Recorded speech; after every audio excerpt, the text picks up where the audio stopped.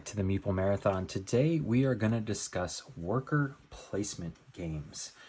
Worker placement games are a common mechanic in strategy board games because it enables the designer of the game to basically utilize just about any theme imaginable, and then you utilize your workers to take actions to gain resources and work towards the end goal of the game, which again can be any theme you choose.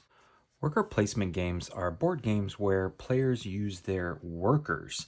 These are generally in the form of what most people call meeples. So you would take your meeple and you would place it onto an action space to gain resources or take a specific action that is helping you work towards the end goal of the game. This particular game we have in front of you is Viticulture. So your goal of this game is to harvest grapes, turn them into wine, and then sell that wine to become the most prolific winemaker in the region.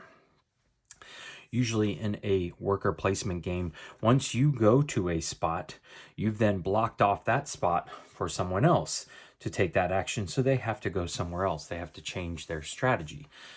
Now, in Viticulture, you can see that each location has multiple spots here, but they are different shades of the yellow or blue because this is based on player count. You can actually play up to 6 players in Viticulture. So if you're playing with all 6 players, all 3 of these action spaces would be open, but then as soon as they are filled up, you can no longer take that action.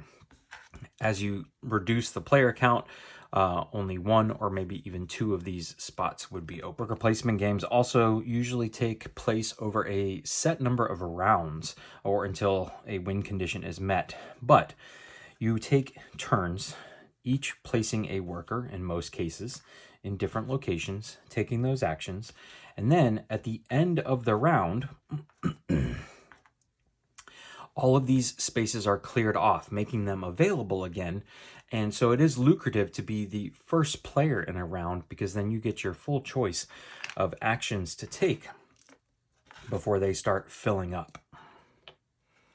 Some classic worker placement games are Agricola, where you simply take actions to become the best farmer in the group.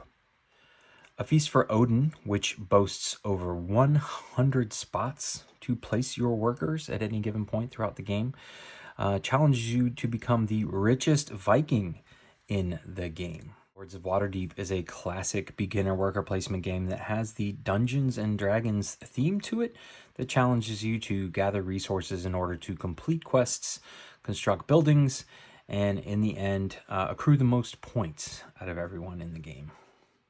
Robinson Crusoe Adventures on the Cursed Island challenges you with using a limited pool of workers to gather resources, construct buildings and items like boats and bonfires in order to get rescued off the island.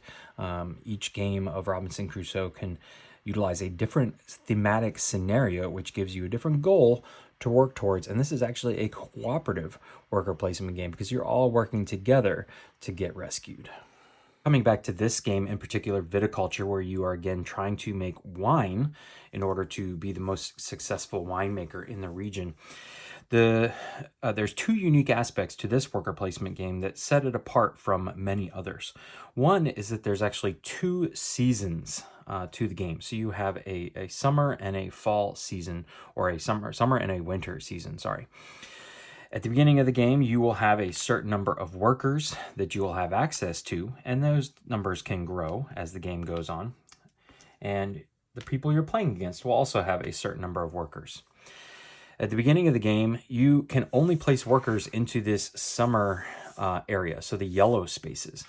And you can take as many turns as you have workers for in this area. But if you spend all of your workers in the summer, you'll have none left over to spend in the winter. So say white decides to only take 1 action in the summer and blue decides to spend 3. When it comes to the winter, white is going to be able to take a lot more actions in the winter than blue did. But maybe that's to blue's advantage. Maybe that's part of their strategy, is that they need to do more planting and drawing of grape cards and building structures and things like that. Also, in Viticulture, you have the Grande worker. You can see if I put these two guys side by side here, that each player is going to have one meeple who is much larger than the others.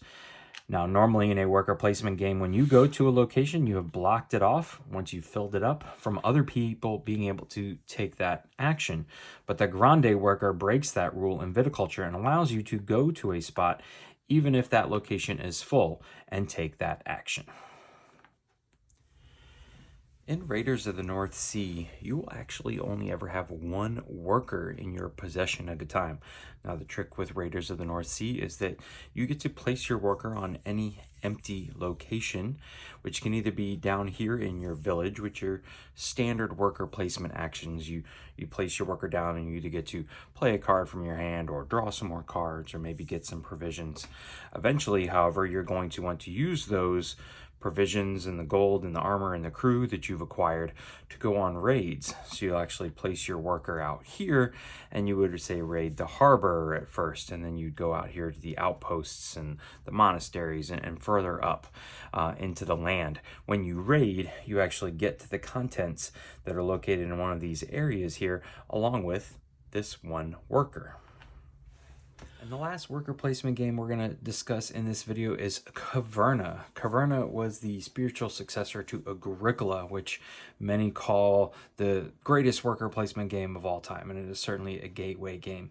In Caverna, you are tasked with taking your dwarves. So your meeples in this game are a little lackluster. They are simply just round discs here, but you're going to send them out to their worker placement spots, which are these cards here. Some of them are drawn right on the board, and others, this is one of the tricks of Caverna throughout the game, are going to be populated here. So round one, we're going to flip over a card just like this, and we have now added a new worker placement spot to the game.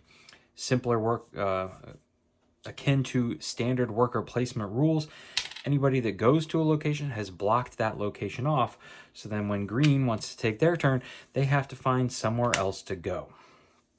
Other than that, you are simply, again, going around, taking turns until you have used or spent all of your workers, and then all of the spaces clear off. We move into a next round, and play begins again.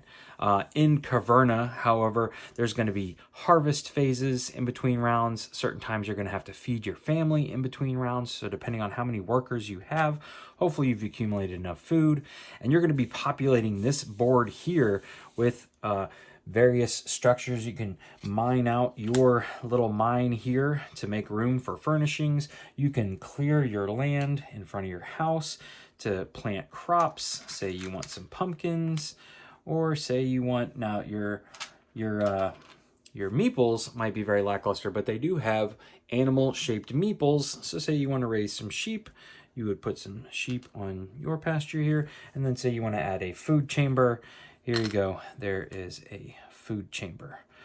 So that is a very, very quick overview of how, say, Caverna works, which is just a different type of worker placement game, but all fits within that same mechanic family. So that's going to do it for our overview educational video on worker placement games. If you enjoyed this video, please consider giving it a thumbs up and subscribing to the channel. Also, if you are looking for a more in-depth how to play video on these, specifically these three videos that these three games that I've covered in this video, you can check out the links in the description below, and you can find links to more in-depth but still beginner level how to play videos for Viticulture, Raiders of the North Sea, and Caverna. Also on my channel, I have lots of other how to play videos on various games covering the whole gamut of all the mechanics. So hopefully this was helpful to you guys. Be on the lookout for more of these in the future. We'll be covering a different mechanic every single month. Once again, thanks for watching. Have a great day.